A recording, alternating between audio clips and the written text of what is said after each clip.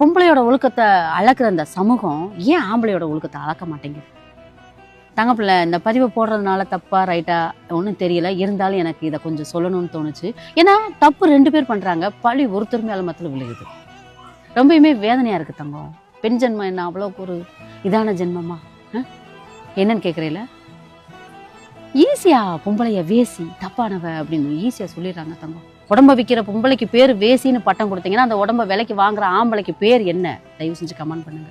சரி, அவ உடம்ப விற்கிறது தப்பு, அந்த உடம்ப விற்கிறது தப்பு, அந்த உடம்ப விலைக்கு வாங்குறது சரியா?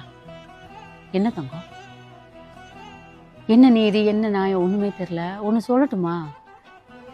வாங்குறதுக்கு இங்க இல்லை அப்படின்னா விற்கிறதுக்கும் எதுவுமே கிடையாது தங்கம்.